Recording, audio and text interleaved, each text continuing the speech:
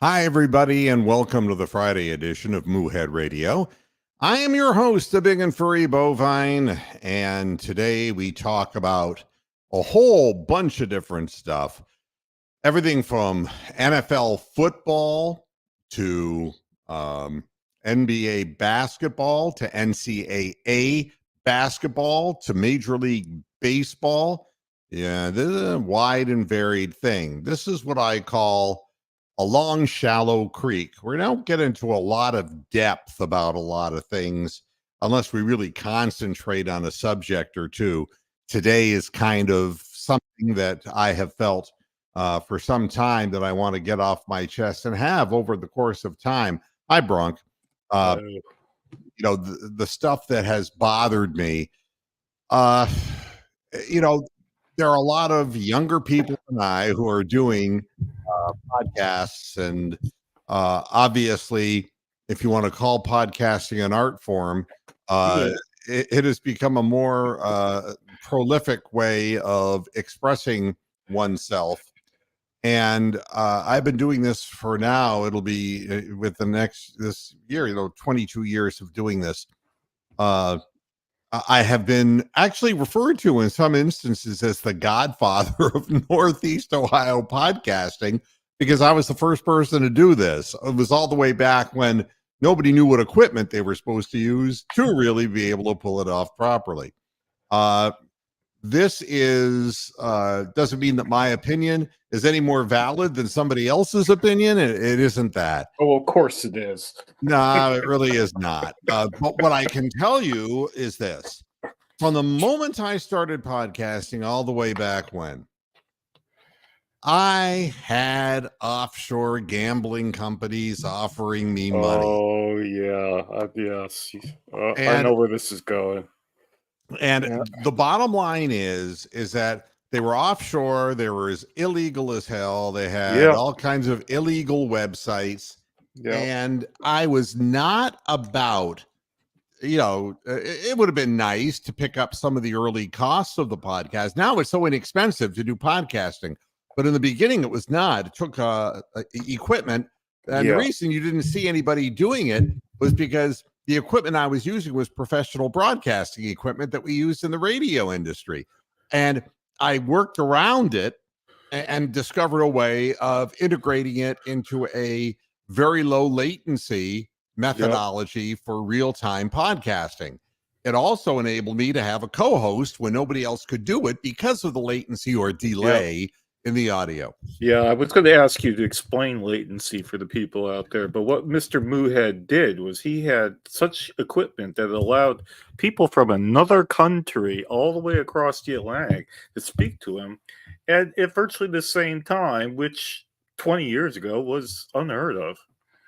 I mean, the business that I was in always made me curious to new and different ways of doing something, and this new podcasting thing, when it was out and about, seemed, wow, this is right up my alley. This is something I could do for a hobby. And that's all it's been ever since. I've never accepted a dime for this podcast, nor will I ever accept a dime, nor is it worth a dime. And in fact, it cost you money because you had a 1-800 number for a period of time. And I'm paying the people at StreamYard in order to do what I'm doing. And it's fine. I don't have to, it's not a big deal. No, it's a low price to pay for being able to do something that I enjoy doing. But all the way back then, it started with the gambling people. And no, I'm not in the mood for a guy dominating my program today. Sorry, Joe, but no. I got things I have to say, and I'm never going to get to say them if you're on the air here. I think nothing bad to say about you, Joe, but I don't know when to be quiet. Okay. Here's what's happened. The NBA has made itself the whore and mistress of gambling. And not only does it hurt the credibility of the outcome of games, but it's done the same thing in the NFL. And head coach J.B. Bickerstaff of the Cavaliers, people know that, and I'm going to tell you that he'll be gone after the season. I have nothing against JB personally. He seems like a nice guy. And it's not that he's done a bad job. He's done a perfectly fine job getting us to a certain point. Yeah. But JB sounded off about threats, personal threats that he's gotten from gamblers. All right. Wow.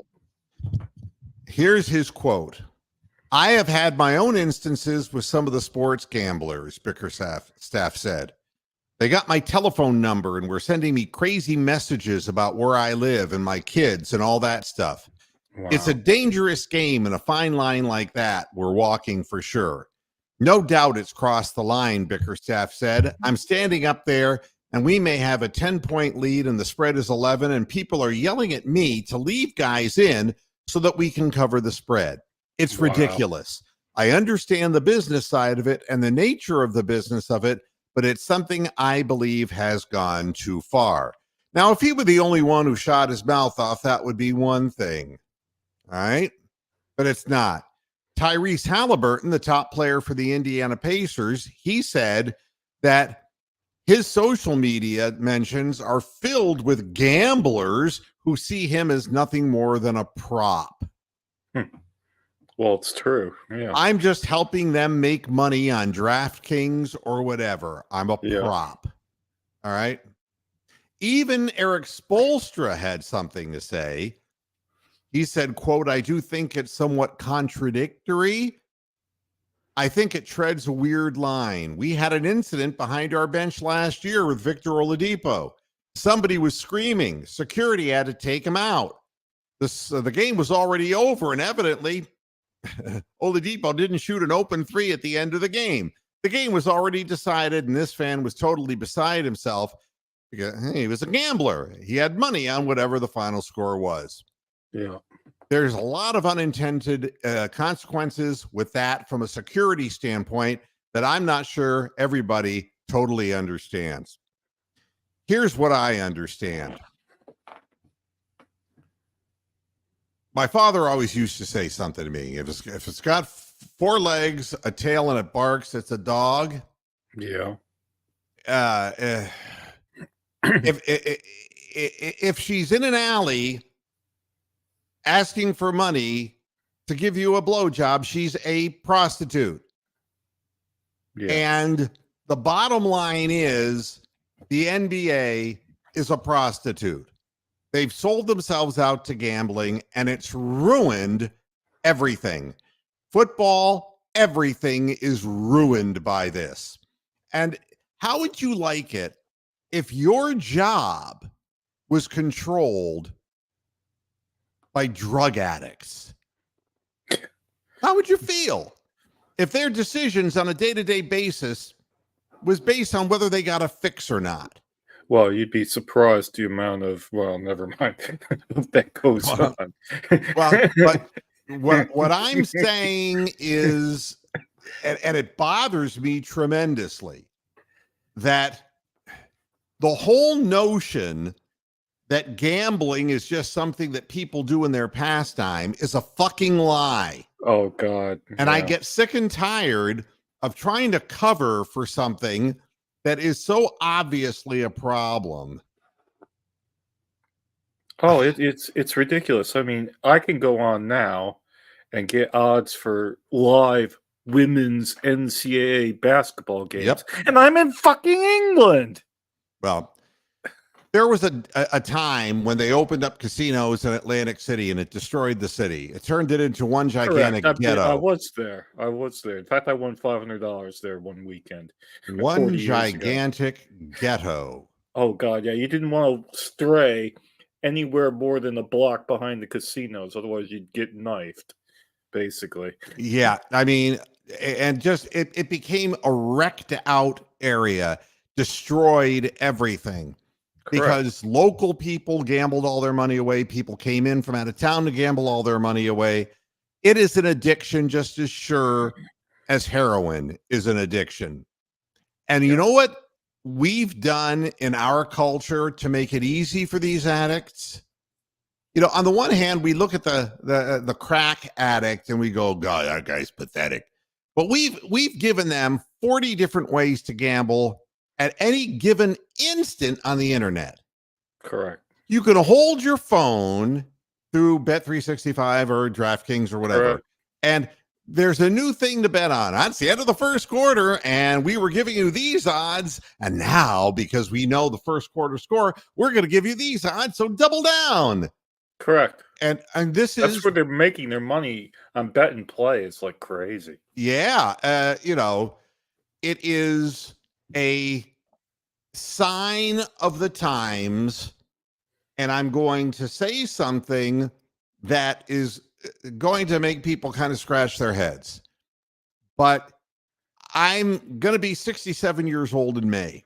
I've lived long enough to see how things have transpired.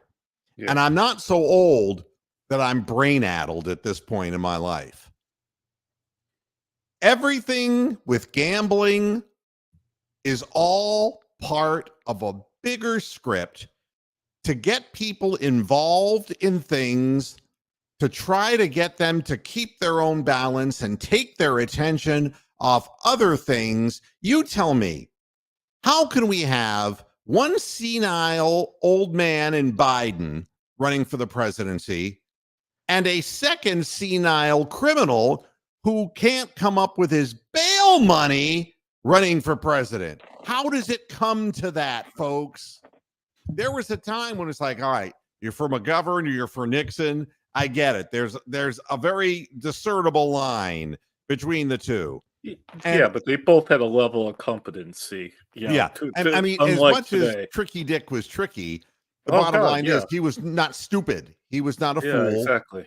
And McGovern, no matter how dovish he was not an idiot. And he just didn't have the organization, or it wasn't his time in history to be able to win that election.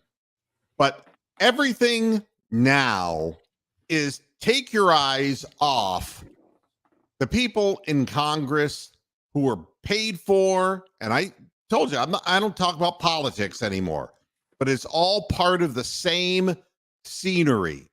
Yeah, you almost have to at some point, It's something, JB Clyde, how could I compare gambling to heroin addiction? And here's your answer. It ruins lives. It does. It destroys lives. And this isn't a morality play, not a morality play. There are people, and not just a few people, but people who gamble their children's education away. They gamble their jobs away, their houses away. Marriages are broken up and children are left without proper sets of parents because of gambling. And you have to ask me that question? It's a sickness, but it's a tolerated sickness because that's what we get. You go ahead and pay attention. If you're going to do your sports, you got to pay the bill. And the NBA, the NFL, they got to make their money. And you go off and you do what you're going to do. And if you get some vital rush out of betting and losing, that's great. That's up to you. But you're not paying attention to the things that really fucking matter. And you know something? Yeah. The NCAA basketball tournament is right there with it. Oh, God. Like I said, the women's even. How would you feel if you were Coach Bucky of Samford College? Okay. Well, they lost to Kansas. Well, everyone figured they'd lose to Kansas. Yeah. But the way they lost to Kansas after there was another upset when Oakland beat Kansas, right? Beat Kentucky. The guy. Oh, beat Kentucky. I'm sorry. Yeah, he shot like 33 pointers. Some guy. Right. Yeah. Well, Samford was a step away. They came back from 22 points down. Yeah. And they were against a team that there was no way that they were going to beat, Kansas. Their coach, Bucky McMillan, didn't want to say whether the officials were wrong when they called a foul on A.J. Staten McCray. He blocked a dunk from behind It is clean. It was ball only. They called it a foul. And why do you think they did that? I don't know. Because who in the fuck is Samford? I think he had a Correct. son. And they had a TV show. They were trash guys. Lamont. Yeah. Lamont, you big dummy. Yeah, that. Oh, wait, I'm sorry. I did that wrong. Lamont, you big dummy. I'm dead. I keep forgetting I'm dead. I'm coming for you, Lucille. It's the big one. Oh, God. So, if you're Samford, you get fucked. And it's everywhere you look. And it's not even believable. It's not even believable. So the first thing I want to get out of the way, and R. Jones, what are you saying, man? Lorain County Jail had you for a few months. What did you do, my man? Oh, I'm sure he's innocent. I didn't ask whether he was innocent. He was in jail for a reason. What did they nick you for? That's the way to put it. Well, little Timmy Bartholow asked you. Wait a minute. Okay. Hey, R. Jones, I haven't seen you for a long time. Lorain County Jail, that's not exactly like that's not a hotel or anything like that. I hope you weren't anally intruded. Wow. No. Like if he were, he would tell us, oh, yeah, everybody. Yeah. Yeah, that's something you tell on a boutique podcast such as this. Yeah. Wow. Yeah. Your brother gambles. He doesn't do heroin. I didn't say that every gambler was a heroin addict. I said that it is not healthy for gambling and sports to be put together because it affects the outcome of games, and the real good teams don't win. The deserving teams don't win. It takes whatever purity there ever was from sports, and it allows people like your brother to gamble. And you know what? The word you're looking for is integrity. It destroys the integrity of the endeavor. Right. And, you can have your opinion, JB Clyde, and I'm not saying your brother is a sicko, but take it away from him and see how he acts, and then we can find out. Okay? Well, just take mobile phones away from people. Just take your brother's phone and his methodology for gambling away for 2 weeks and see what your brother says. Okay? Now, he isn't addicted like somebody would be addicted to heroin. But see what he would do. Oh my God, I can't gamble. I can't gamble. It's like, yeah, I'm not sick. I'm just aware. Yeah, it's amazing. All right. But that's the first thing I wanted to say. It just ruins everything for me, and it's pathetic. Sorry, I want to go back to this because JB Bickerstaff, if he's getting serious threats, like he says he is, then that really needs to be escalated. 1, up through his organization, and then also 2, to the FBI or whoever looks after racketeering to find these people and put them out of business. Well, don't you wonder why all this rancor on social media that wasn't like this 5 years ago? What do you account for this? It's like, people are all emotionally. I've always said, fans think they're in the game or something. Well, now they think they really are because they got their money on it, and they're told to be in the game. By Chris Rock or whoever that guy is. Yeah, it's the Caesar guy. I don't know who he is.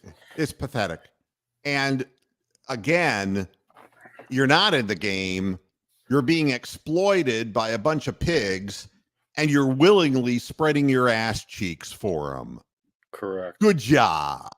Oh, and this whole Powerball thing. This Powerball is like 987 million right now, but they've raised the numbers to like it includes from like 1 to 70. So the odds of winning it are the same as getting a pin and then opening up a book that includes everybody in the United States of America and taking that pin and landing it on the president.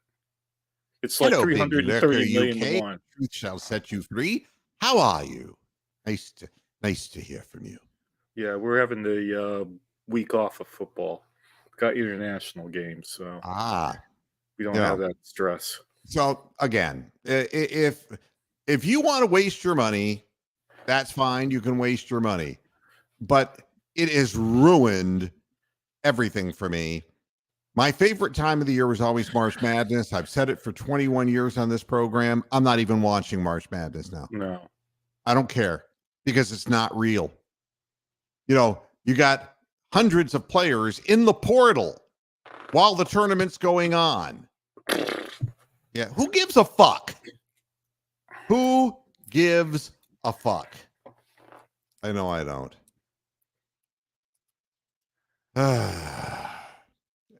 Next. Can we put the Joe Flacco story away, please? Oh God, yeah. Poor Joe Flacco and Baker Mayfield and Deshaun Watson and Jacoby Brissett and Brandon Whedon, they can all go away. Yeah. You know, I mean, Joe Flacco went in front of the press in Indianapolis, and he said that he was a little surprised that the Browns decided not to re-sign him. And it's all well and good. I really like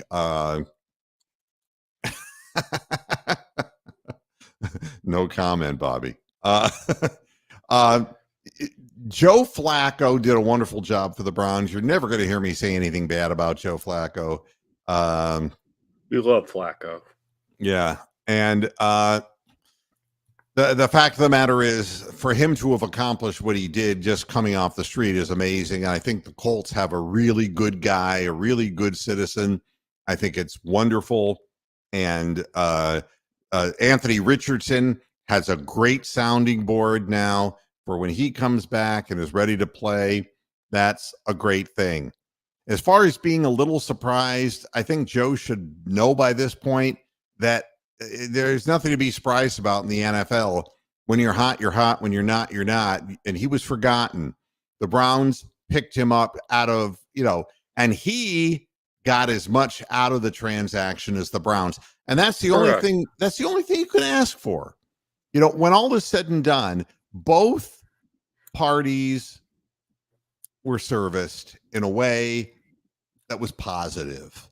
Yeah. And so I guess the way I look at it is I wouldn't be surprised if I were Flacco. He's going to be 40 years old by the time he steps out on a football field again.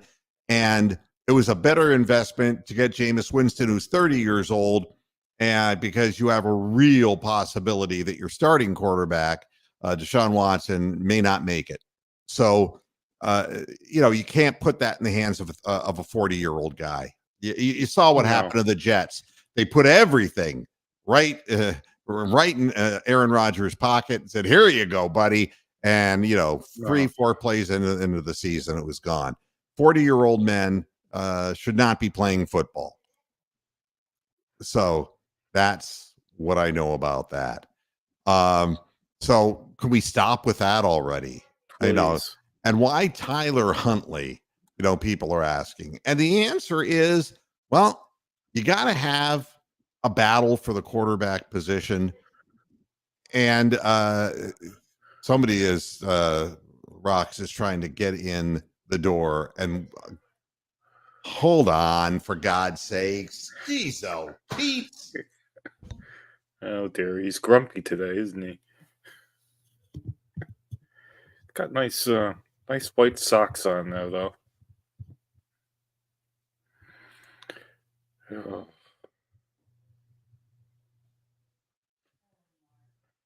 I'm on the podcast. Now, you want to be nice to her. She's your wedded bride now. Got to be nice to her. Oh, it's that lock.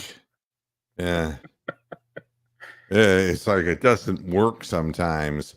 Oh, dear. Yeah, and it's getting stuck. Yeah. So now I've lost my train of thought. And that's what I knew Well, would you were happen. talking about Joe Flacco and Jameis Winston and Yeah, being 30 years old, and you shouldn't have a 40-year-old quarterback and right. blah, I mean, blah, blah, blah. I think the decision-making process, the same decision maker that decided to go after Flacco when no other team went after him and they all passed on him, that's the same guy who went after Jameis Winston. It's a smart move. It's the right move. Now, Tyler Huntley, yeah. Tyler Huntley, I mean, you've got DTR, who didn't look like a professional quarterback. No. And then you have Huntley, who is just an experienced version of DTR. And you don't have the time to be fucking around with somebody who is a smallish quarterback with an undersized arm unless you absolutely have to. And if you have to have a younger Case Keenum with a noodle arm, you've got Joe Huntley. And that's what I've seen of him. That's what I think of him. And he's a game manager. Right. He's a game manager. And if he's in the game, you're in a world of hurt. Well, I don't think Huntley's that bad, but apparently Tony the Calf is in the working in the studio. Hi, Tony. Sorry about that. Joe I've been on hold. The Browns just won the fucking Super Bowl. No. That would be the day. So you're in. He's in. I was trying to make a point on the gambling thing, but we're sure. No, go. I know you gamble. Go right ahead. I used to. As somebody who has had his life ruined by gambling, I can attest. I had a great job with Delta Airlines from 2016 to 2020. The pandemic hit, and the government. I had started picking up gambling because I couldn't do what I wanted to do. My normal routine, it was go to work and go home every fucking day. So I got depressed. I got into the gambling, and so I started going because the Indian casinos were open up here because the Indians don't give a shit about government law and especially on their land. And so that's what I would do with my money. And then, the government was paying, if you take a layoff from your job, we'll pay you. Right. I was getting paid $5,000 a month to sit on my ass and do fucking nothing. Right. And so I did that for about a year, and guess where I blew $25,000 in 2 years gambling. The point where I lost my job. That's sad. And had to move back in with my grandparents. Wow. 3 years later, I'm very lucky that Delta Airlines has brought me back, albeit at entry level. But it's people who think gambling isn't an addiction. It's bad. It's worse. Well, people I'd argue it's worse to than meth. Drugs, Tony. They no, I can handle the cocaine. I can handle it. That's the point. Yeah, and then all of a sudden you're homeless on the street. Yeah. Yeah. And there's no jokes here. I'm sorry to hear that, Tony. Yeah, I'm sorry to hear about it too, but that's exactly the pattern of addiction when people don't think they have a problem and they do have a problem. Yeah. Yep. So, that's an unfortunate thing. And, I'm not going to carry on an off channel conversation, Yitzy Isaacs. Believe me, our general manager is not the worst general manager in the NFL. We've already had him. So before the conversation even starts, no, we don't. We had Joe Banner, for God's sake, said we don't need the show blown up that way, especially by a Ravens fan. It's like, no, thank you, no, don't pass. So I'm done with the gambling thing, and I'm done with the Joe Flacco thing. I hope he does well in Indianapolis. I really do. And because I'll always have a soft spot in my heart because of what he did for the Browns. I thought he did a nice job. There's a big game tonight. Apparently, we played the Timberwolves. Yeah. And the Timberwolves are going to get all kinds of revenge on the weakened Cavaliers. And well, I don't know. We're missing. Oh shit! My earbuds fell. No cat. Yeah, I don't know about that. We're missing Towns, Gobert, and Naz Reid. Is Gobert? I heard that he was just questionable. Yeah, he's been questionable for about a week now, and he hasn't played a single game. So Yeah. Well, I'm at this point leaning towards him being out. well, he's just a technical foul waiting to happen anyway. Yeah, So. yeah. Yeah, but no, I Granted, mean, Anthony Edwards is pretty lethal. But, yeah, the wheels are coming off the Cavaliers, and it's just, you can only function for so long without being able to put a cohesive lineup on the floor. And honestly, what I believe about the Cavaliers, will continue to believe, is that JB Bickerstaff was a good coach for the young guys. When I say young guys, I mean the Darius Garlands and that group of people who grew up with him in the game, and he, and they trust him. But the problem is, now that we're 4 or 5 years in to his regime, we're not getting out of the first round of playoffs, and we need a coach who has more X and O, more success. With bringing teams further along, because we're going to lose all the players by the time. I can make a comment about that, because I watched the last 2 quarters of the Miami game, and Spoelstra. I remember when we used to make fun of him, the insect and the bug and all that. But he's actually improved over the years. Oh, and he's a tremendous coach. I mean, he drew up an inbound pass with 3 seconds to go that Bickerstaff wouldn't be able to get, and they won the game. Well, I mean, and they had 2 players. One player, Rozier, who hit 2 exceedingly big shots. Amazing. And, again, they're calmer. They're more composed than the Cavaliers, and that is a reflection of their coaching. Yep. So we play like a chicken with its head cut off. Yep. Karis LeVert goes charging down the lane. Yep. Instead of putting the shot up, he tries to throw it across the 3-point line, and we don't get a shot off. Dead possession, then Rozier buries us. You see, that's how it happens. Oh, he's a Cavs killer. He averages like 20 points a game against Cleveland. So. Yeah. So, you know what the funny thing is a Ravens fan, always a Ravens fan, or a Steelers fan, always a Steelers fan. They get their comeuppance, but they forget about it right away, and they just become pests again. So you can scream all you want. Bang, bang, bang on the door, baby. Knock a little louder, sugar. Yep. Wow, the B-52s. You're not getting into the Moo Shack, baby. Talking about the Moo Shack. Yeah. So funky little shack. Next on the agenda, before I get into the Browns, the Guardians have informed several players that they've made the roster, but it makes no sense. They took Brian Rocchio, who is the number 91 overall prospect in Major League Baseball. And he's been in a war, so to speak, for the shortstop position with Gabriel Arias. Arias played last year, but he's not a contact hitter.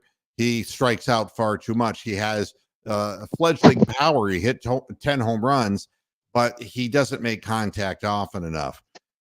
But people were expecting that because Rocchio had a better spring and was coming on stronger, that he would make the team, that Arias would be sent down. But lo and behold, they both have made the Guardians roster, with Rocchio earning the bulk of the reps.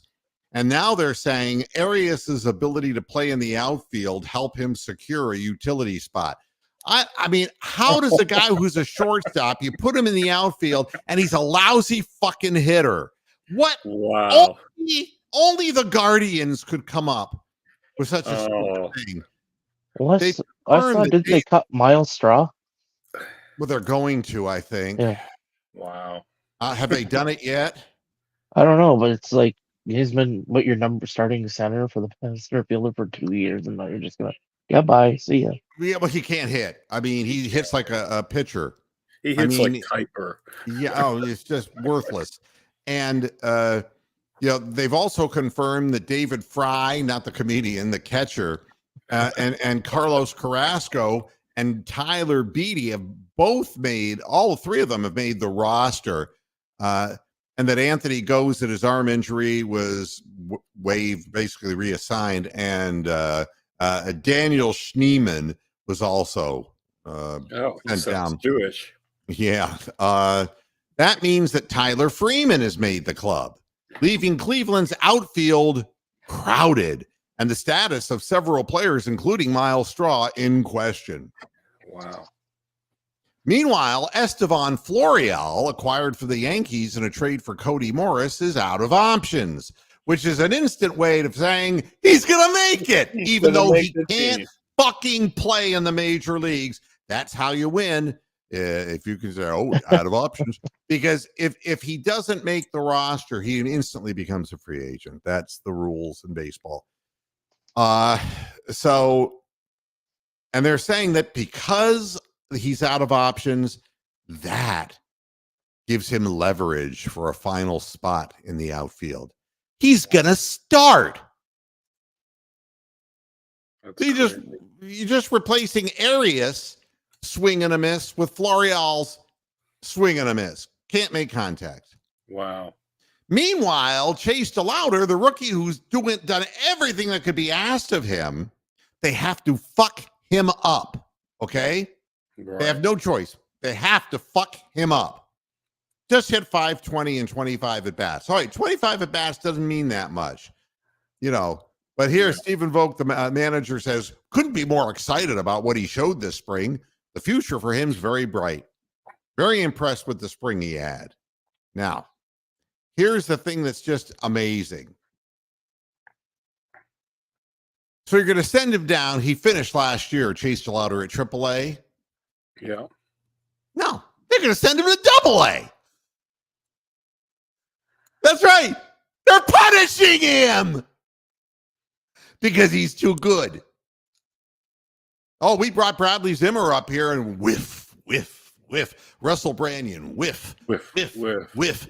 That's all we do. And here's a guy who's already played in AAA and hit the ball.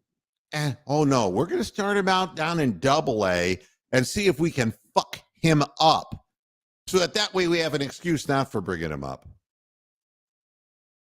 Wow. This is interesting. Joe, let Timmy Barthel. I'm gonna hold my breath until I turn purple. I am spoiled. I gotta hold my breath. I'm gonna die. Next. Wow. And as far as the fifth starter, Gavin Williams, is got a hurt arm. So there are two guys fighting for it: Beatty or Carlos Carrasco. Old Man River. And you know who's going to get the position. Well, Yeah, Carlos Carrasco. That's who's going to get it because, well, we needed that veteran leadership. The same thing that we got. How many times have we heard from Mike Zunino? Exactly. We need a guy like that in our locker room. We need. Never mind, he can't play baseball anymore.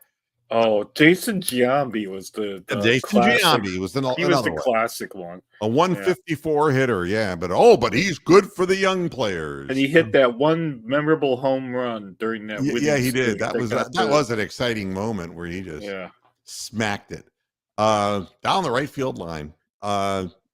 So to me, this whole thing is ridiculous. And the Guardians will just, be the Guardians. They'll be awful. They will be genuinely awful this year. Yeah. And everybody will have an opportunity to laugh at them. Now, Browns. We've all been waiting. Mark Schlereth is a guy who played for the Broncos. Schlereth was a guy who is a Fox Sports analyst. He went online on social media calling Jerry Judy a bust, ripped him for his lackluster performances in Denver. And Judy fought back, and he said, "Who are you to judge Judy?" Oh, No.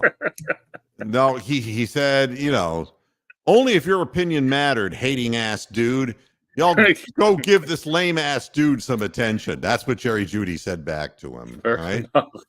now, people take liberties. Second, you get that Fox analyst position, you got to badmouth whatever the Browns do. Yeah. And you got to take into account where he was playing. And things have not gone swimmingly for the Denver Broncos. Not not for at Russ all. Wilson, not for Sean Payton, not for anything on that team. They haven't won in a long fucking time. Not since Peyton Manning was there. So to point your finger at Jerry Judy, well, it was only because Jerry Judy's now with the Browns. You put those two things together, and Mike Sclereth can get attention. But you know something? Mark Sclereth, who's been talking bad shit about young players in the NFL, and Jerry Judy brought that up. The bottom line is, at Sclereth's age, he better be looking out for his own memory because it might be failing. Shut the fuck up. If you want to be an analyst, but that's not analyzing. That's attacking somebody, and that's no good. You give him an opportunity to play. If he fails in Cleveland, he fails in Cleveland. I'll tell you what a fucking bust is. Anthony Schwartz was fucking bust. He gets drafted in the 3rd round, and he can't catch a football. That's a bust. You want to know, God.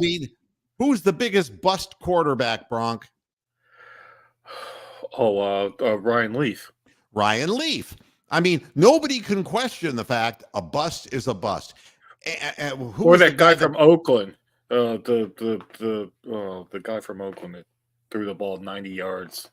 Quarterback. Oh, Demarcus Russell. Demarcus, yeah. Is that his name? There's something Demarcus something or other. Yeah.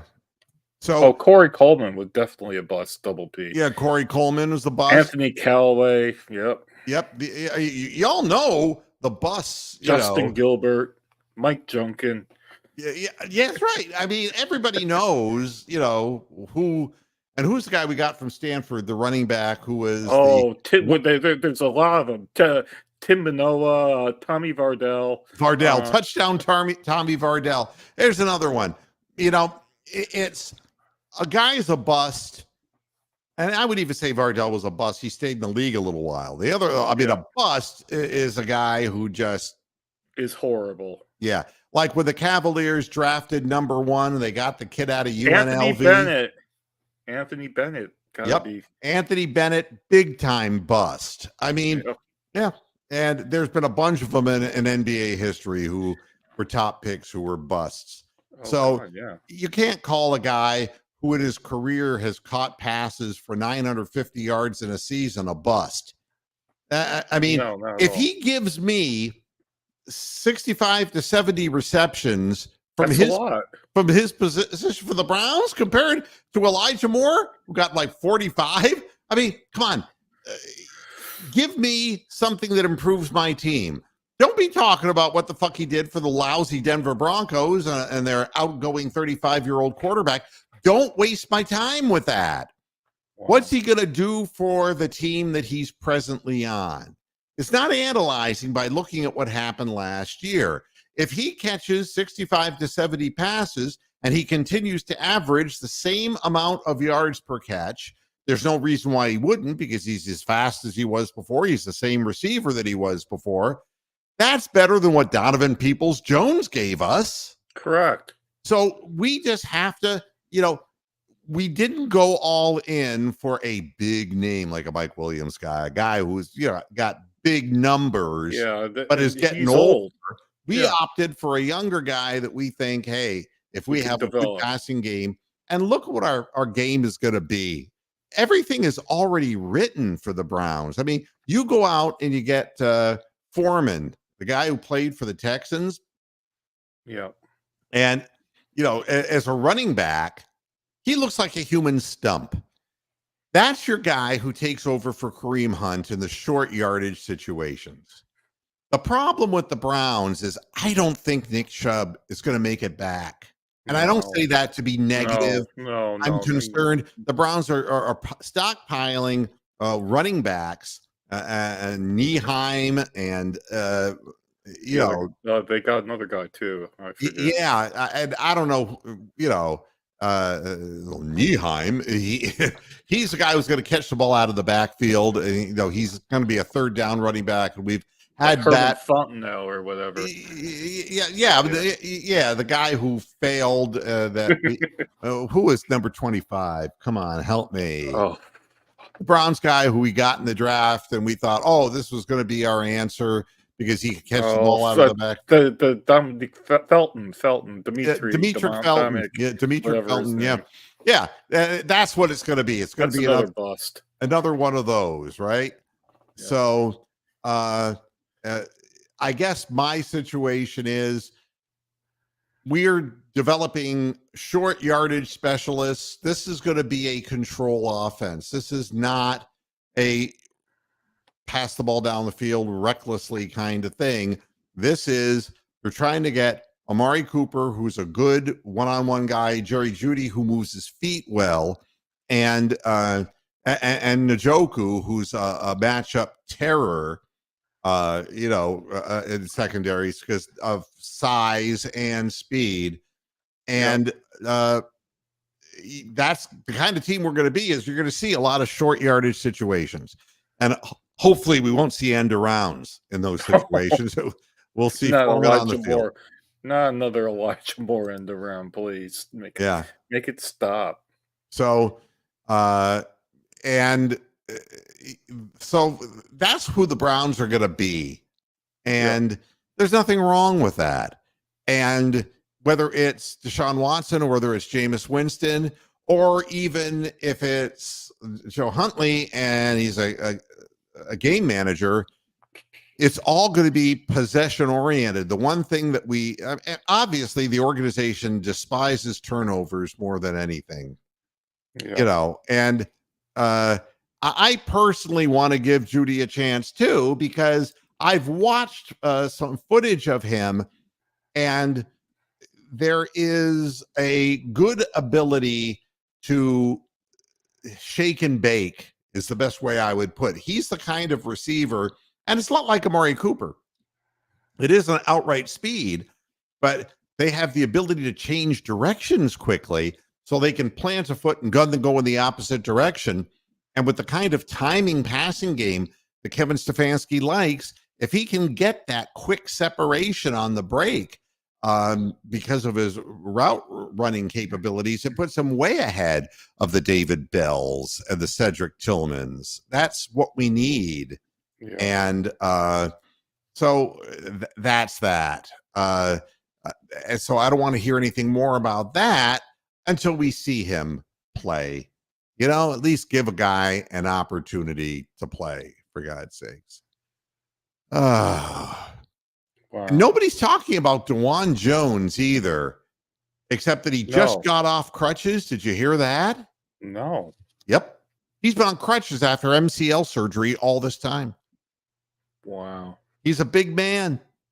He's very weighs big. 374 fucking pounds. That's his listed weight anyway. Yeah. And he's referring to his injury as a gruesome injury. Oh. So that doesn't exactly make you feel like jumping for joy. So, now Nyheim Hines, it would make sense if you have a guy, if he's healthy, that can get back what he was. But that's the problem. Whenever you're coming off foot, leg injuries, it's a big question mark. It's like the quarterback with the shoulder injury. You just don't know exactly what you're going to get. I mean, Hines, had 667 total touches for 4,812 yards and 22 touchdowns on rushes, receptions, and returns.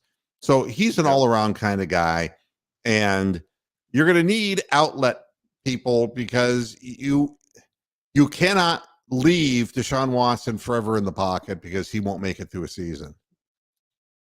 Yeah. Yeah, and that's exactly right. Conklin is listed as the starting right tackle, and we just don't know what kind of situation that Dwan Jones is in, but that's what that is.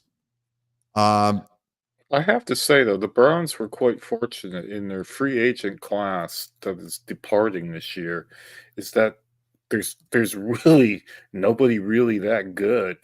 I mean, there's Flaco and Hunt and Goodwin, and the people that left were Taki and Walker. They're probably the best too, and Nick Harris and Harrison Bryant. I mean, Yeah. we could have been losing some really key players, but these were like between 35 and 53. No, I told everybody don't expect anything out of Goodwin.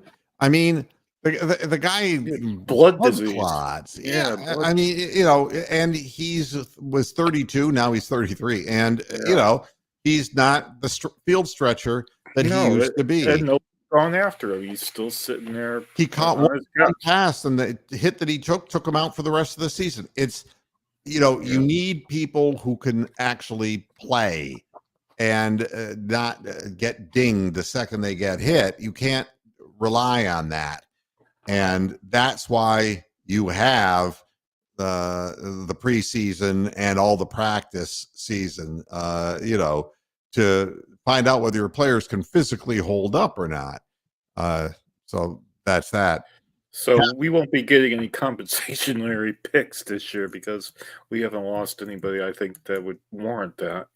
Right. So, Cavaliers are playing tonight, of course, in Minnesota. Yeah, Tony the Calf will be a happy calf.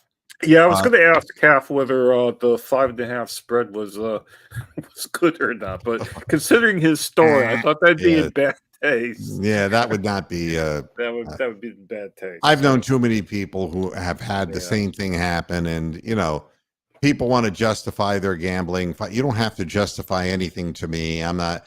You're not a judge. But as a businessman, it is corrupt, it is dishonest, and it tarnishes. And it ruins the whole country. And as a fan, you're just getting fooled. You're getting fooled. And if that's what you want, that's what you want. I'm not going to stop you and take your little toy away from you. But that little toy can become dangerous for a lot of people. And the Cavaliers are like a car with 3 wheels right now. And it's going to be hard for them to maintain one of the top 6 positions at the rate they're going. I don't see these players coming back. So who knows? It's a tough way to end things up. John Calipari, if he's learned anything after losing to Oakland, was that Oakland had 24, 25-year-old men playing, and Calipari went by the old school methodology of getting 18-year-old kids and getting them to come to Kentucky. And in his last 5 NCAA appearances, he's 1-4. Wow. And he's finally, here's his quote: "I've done this with young teams my whole career, and it's going to be hard for me to change that because we've helped so many young people and their families." Oh, yeah, right. Like, that's the reason you did it. John Calipari, suck my dick. He's very altruistic, isn't he? Goddamn self-congratulatory. I'm Mother Teresa, God. Just make it stop. Of Kentucky's 15 rostered players, 8 were freshmen, 3 were sophomores. Oakland, meanwhile, has 1 freshman and a pair of redshirt freshmen. 5 of their players were seniors or graduate transfers. But there's still no reason in the end why Oakland should beat Kentucky, except Kentucky didn't get it done. And, he's going to change the way he does things, so he'll offer big money to older people. I don't know. I mean, what does it matter? That makes no sense. Stupid. And then the last thing that I have to say, and as a boxing historian, it just keeps getting worse and worse. Oh, no. What's happened now? Deontay Wilder, who shouldn't still be fighting because he Jeez. couldn't beat Tyson Fury, and that in and of itself is a disqualifier. Yeah. He is going to be fighting Zilai Zhang, who is a big, slow bum. Yeah. They're ranked number 7 and number 6, respectively. I just watched a video of Zhang fighting, and he might throw 10 punches in a round. If he hits you, he actually hits hard with his left hand. Yeah. But he doesn't have any stamina, and he's out of shape, and he's old. It's like the Homer Simpson boxing episode where he just stands there and Yeah. and you know that this is what it comes down to. They're going to be fighting in Riyadh, Saudi Arabia. And that this is what boxing has to offer. It's no wonder I don't talk about the sport anymore. All right. That gets me the hell out of here. And I hope I haven't offended people who are gamblers, for God's sakes, but just prove me no, they wrong. need to be offended because Walk away. If you can walk away for a year of your life and not gamble on something, you're good. You don't have to worry. Yeah. It's like me and food. I'm losing weight. All right. Okay. I'm down now 51 fucking pounds. I'm doing what I'm doing. The real test of time is whether I'm going to still have this weight off of me 5-10 years from now. Yeah. Because food problems are exactly like gambling problems, which are like cigarettes problems. And, I mean, we can go down the argument that everybody has their own demons. So, it is what it is, man. You just gotta get through life. And yep. But don't give away your hard-earned money that way. God almighty. That's like the worst thing in my mind. I was actually touched by Tony the Calf's story. I didn't think I would ever say that in my life, but I actually was. I felt bad for him. So, all right, everybody, thanks a lot for tuning in to this Friday edition of Moohead Radio. On the back end, we'll be back again on Monday to start the week out with you. Until then, you got to do a voice before you go. You got to do what voice? Maybe do Jerry Springer summing up the gambling thing. You can do a little Jerry Springer homily. Oh, not a Jerry Springer. He's passe. He's dead. He is passe. Still dead. He is dead. I mean, not even he could put that in focus, honestly. I got one more comment to make, and then I will definitely let you go. You know those horrible tornadoes that they had in Northwest Ohio last Thursday week, like 8 days ago. Yep. You know how usually the news media does a story where they find in the wreckage there's some like perfectly untouched Bible or some like cross that was hanging that's like not touched at all, and they proclaim it's a miracle. Well, at Indian Lake in Ohio, they had this statue of, I think it was the Virgin Mary or something, that was looking after the lake. It fucking blew away and they haven't found it. So there you go. I mean, you can have your good luck charms. You can have, anything that you think helps. This is Dick Goddard. And, we're talking weather. And when I talk weather, people listen. And the lady of the lakes you're referring to, who is really at the bottom probably of a big water pit. Yep. Along with a bunch of dead woolly bears. Correct. That's what happened to Northwest Ohio. And there are a lot of people who felt badly that it didn't totally waylay the city of Toledo. Notice how I said waylay, but W-E-I-G-H. That was a Dick Goddard pun. That's a Dick Goddard. And you're right. You shouldn't say Indian Lake, but that's what it's called. They haven't changed the name to Guardian Lake or Redskin Lake or whatever. But hey, Kurt Word. Hi, how are you? Hi, how are you? Oh, you can't do that. All right. That part of Ohio. Oh, it's got me started now. That part of Ohio is either the place names are either Indian names like Wapakoneta, or they're named after people that used to kill Indians, like Logan and Anthony Wayne and all those. So if it's a name, it's either Indian or an Indian killer. Yeah, I mean, is Chappaquiddick an Indian name?